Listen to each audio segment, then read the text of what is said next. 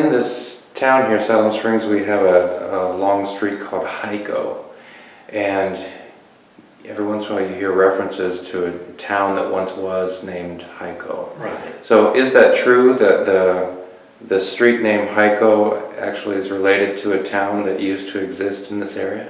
It is, yes. And Hico Street runs along the east side of the Hico town site. And of course we're in Hico Township also, so the name survives in that way. But yeah, the Hico town site was established about 1845 by Caldine and Nancy Ward Gunner. And they had a house, well, before the Civil War, they had a house in the town. It was destroyed during the war.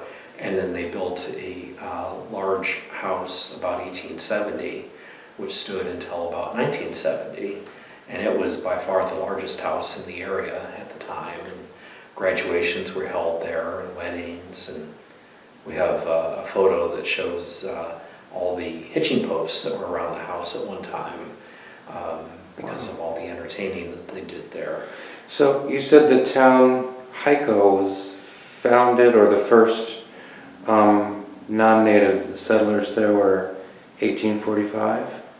Yeah, about that. At its peak, do you know roughly how many people lived in this town? Not really any idea. It's, you know, on maps like the 1903 map, you can see, you know, the 4-block area that was the Hico town site.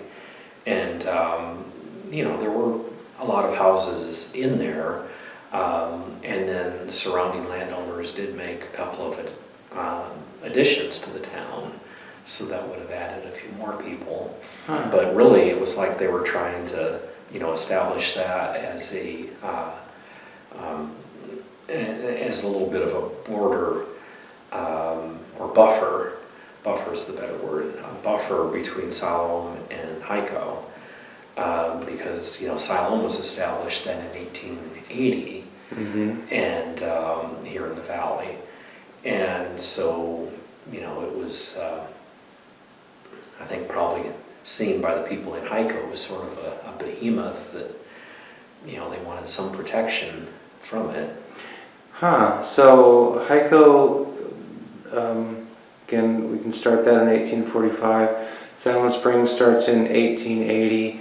Are you aware of, you said there's, you know, they wanted kind of a buffer. Were there some tensions between the towns? I think there were. I think there must have been.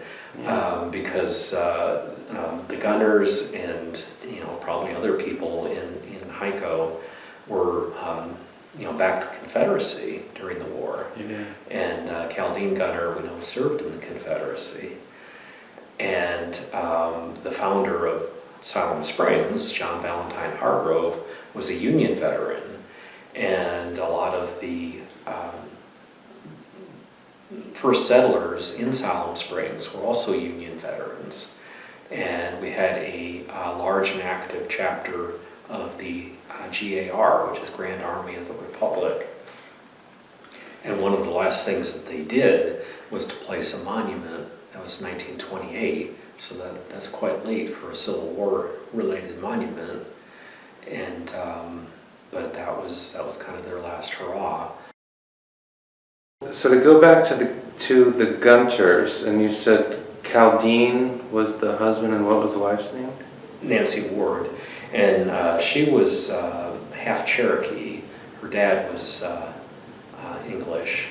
Oh wow. Yeah, English. And they, during the war, were on the Confederate side. Right. And he fought with the Confederacy? Right. You said their house was destroyed during the war. Right. Is that just coincidental, or was... I know that during the war this area was very unsettled and very insecure. Right. And all sorts of guerrilla action.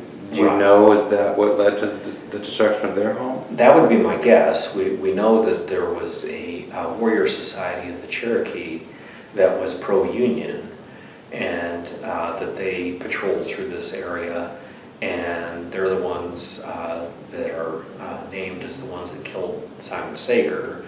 And, you know, they certainly could reasonably think that he was of Confederate sympathies. He had sons that fought for the Confederacy, and some of them were also killed by this warrior group that's known as the Pin Indians. Right. And, you know, but, you know, there were other parts of the Cherokee Nation that backed the Confederacy. For example, Stan Wadey rose to the rank of general in the Confederate Army and was said to be the last to surrender his troops at the end of the war. Wow. So, yeah, so the Cherokee Nation was as divided as the rest of the nation. Do you have any other thoughts about sort of the Civil War in this area? We have the Gunter's home. They're the founders of Hico. We have their home being destroyed during the war. Mm-hmm. You mentioned Simon Sager. He was killed, I think, in 1864. Right. And that was at least related to the Civil War, right, because his sons were fighting for the Confederacy. Right. And some of his sons were, I think 2 of his sons were killed during the war, and that's also thought to have been from Pin Indians. They were coming back this way from the Battle of Pea Ridge, and were killed, you know, found and killed. His sons, Simon Sager's sons? Right. Wow. Since we're here, I mean, do you have any other sort of thoughts about the Civil War in this area?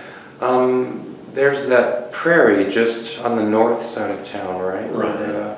Lindsay's Prairie. Lindsay's Prairie, what can you tell us about that? Well, that was a training ground during the war, and for Confederate forces. Well, and that's unfortunately I don't know off the top of my head if that was one side or if both sides used that. It wouldn't be surprising because no. Fayetteville shifted hands a number of times, right? So it wouldn't be surprising that one group has a training camp and then they get chased out and another group comes in and takes it over. Exactly. Yeah. And we know from Mary Ann Sager-Britt's biography that there were Federal troops in the Sager Valley one winter. They stayed here for the winter, and of course were foraging, you know, out in the surrounding area. And you know, Simon Sager had hidden a wagon top of wheat and covered it with a tarp and buried it. And so when the family needed bread, he'd get, you know, some of that grain out and mill it, and so they still had bread during the war. And they had, in those days, they let their hogs run out loose. Sure. On the land, and you know, there were some of them that were lost, you know, to the soldiers that were staying here. They were taken. Yeah. And my impression of the war in this area is that a lot of folks who lived in this area kind of got stuck in the middle between 2 fires. You know, you might have right. pro-union people come through and take what they want, and then pro-South guerrilla forces come through and take what they want. Is that kind of your sense of how it was? Well, it is, and it wasn't just, you know, taking what they needed for their own purposes. They might destroy whatever they found so it wouldn't fall into the hands of the other side. And of course that left, you know, the people trying to live here during the time, you know, with nothing. And I think there were, you know, large episodes of hunger, you know, among the people trying to live here.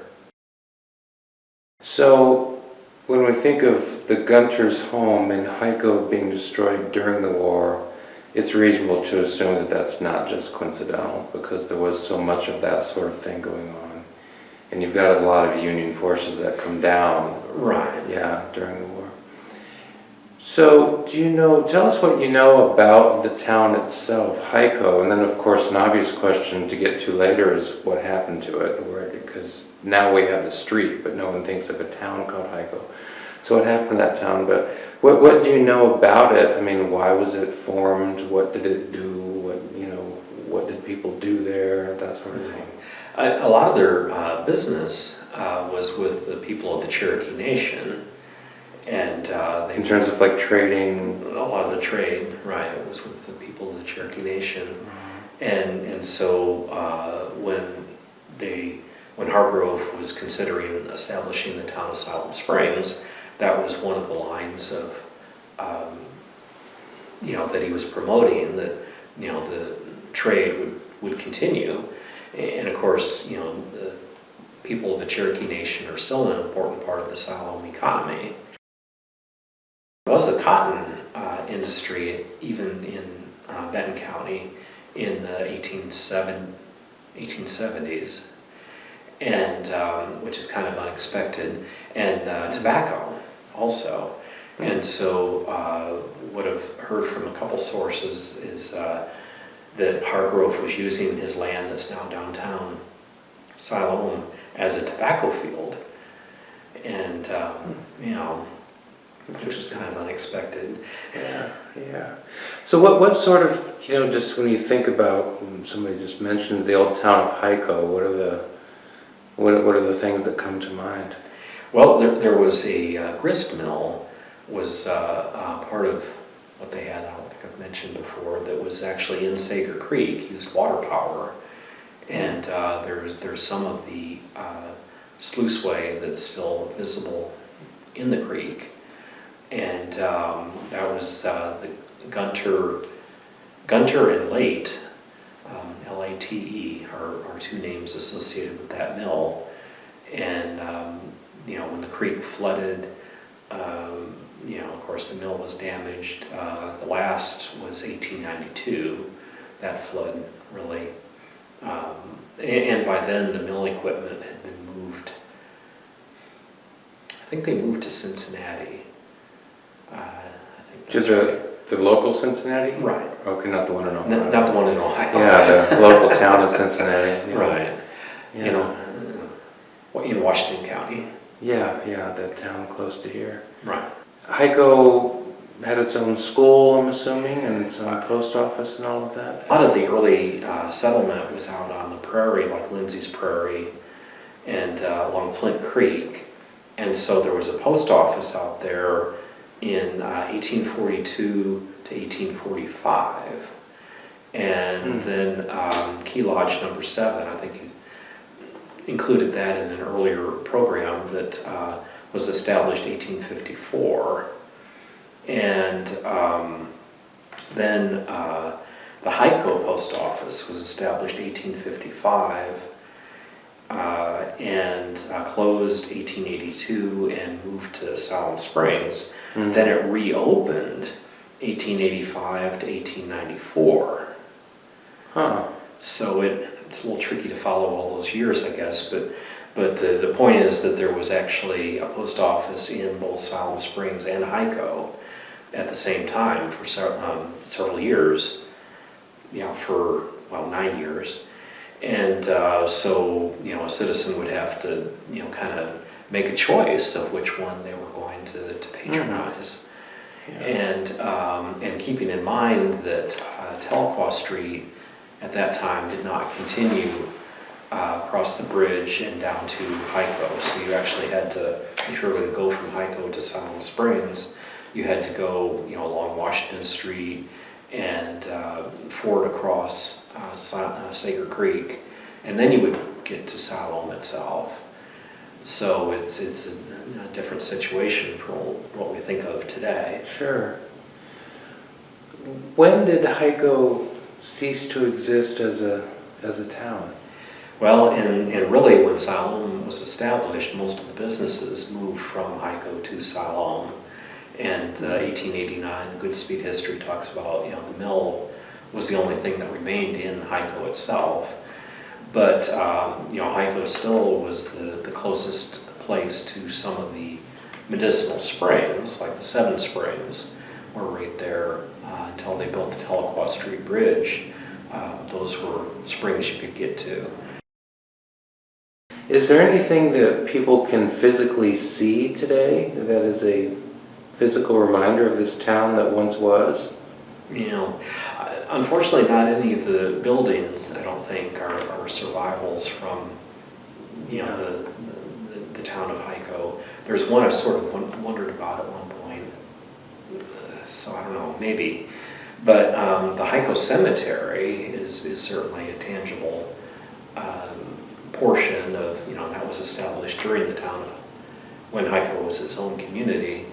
And but it's interesting that that's actually on the hill opposite, on the opposite side of Sager Creek from, you know, the town site. And the Gunners are in there. Caldine and Nancy Gunner are in there, and some of their kids. And John Hargrove actually is in there. He's buried there. Yeah, he's buried in the Hico Cemetery. And it's interesting that his gravestone, whoever purchased that, his widow, I presume, had placed on that marker the true founder of Siloam Springs. And it's made me wonder, since I saw that, you know, who was disputing that, or, you know, why she felt compelled to put that on there, if there was some... Not just the founder of Siloam Springs, but the true founder. Exactly. And, but, you know, and then Hargrove's first wife is in there. And But he's buried in the Hico Cemetery. exactly. Now, some graves were moved from the Hico Cemetery to Oak Hill, and there's, you know, information in the Oak Hill records of, you know, which graves were moved. And so, yeah, that's an interesting sideline too, of, you know, why people felt that they should do that. There had been some vandalism in the Hico Cemetery, and gravestones removed, and, you know, gravestones that could be recovered were all brought together in the 70s and placed in the circle that's out there now. And then the central monument was placed there in 1976 and dedicated at that time.